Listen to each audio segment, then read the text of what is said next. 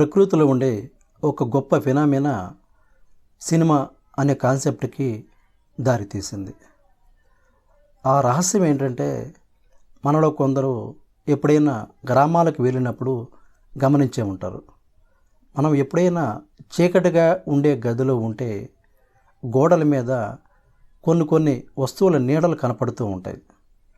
అది సృష్టిలో ఎప్పటి నుంచో ఉన్న లియోనార్డో డావిన్సీ అనే ఒక పెయింటర్ ఆ బొమ్మల వెనుక రహస్యం ఏంటి అని బాగా ఆలోచించాడు. ఆయన అర్థం చేసుకున్నది ఏంటంటే, బాగా ఎండగా ఉన్న రోజు సూర్యుడి కిరణాలు ఏదైనా వస్తువు మీద పడి, అంటే చెట్టు కానీ ఇల్లు కానీ, ఆ కిరణాలు రిఫ్లెక్ట్ అయ్యి అన్ని వైపులా ప్రయాణిస్తాయి.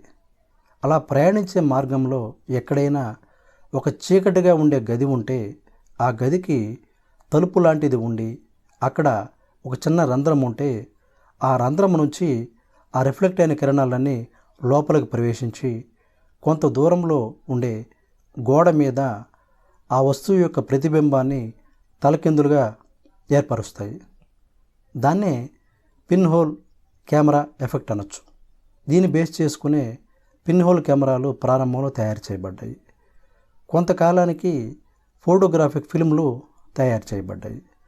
ఆ కెమెరాలతోటి స్టిల్ ఫోటోగ్రఫీ ప్రారంభమైంది. ఫోటోగ్రఫీ అంటే రెండు పదాల కలయిక. ఫోటోస్, గ్రాఫోస్. ఫోటోస్ అంటే కాంతి, గ్రాఫోస్ అంటే గీయడం. ఫోటోగ్రఫీ అంటే కాంతితో గీయడం. అలా స్టిల్ ఫోటోగ్రఫీ, స్టిల్ చిత్రాలు తీయడం ప్రారంభించారు.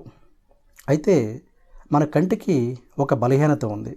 అదేమంటే, మనకు ఎదురుగా ఉన్న ఒక దృశ్యం కదిలి అదే స్థానంలో ఒక సెకండ్లో 24వ వంతు కాలంలో ఇంకొక దృశ్యం ఆ స్థానంలోకి వస్తే మన కన్ను ఆ రెండు దృశ్యాలకి సంబంధం ఉన్నట్టు, కదలిక ఉన్నట్టు భ్రమపడుతుంది. ఈ వీక్నెస్ని, కంటికున్న ఈ వీక్నెస్ని ఆధారం చేసుకుని చలనచిత్రం అనే టెక్నాలజీ సాధ్యమైంది.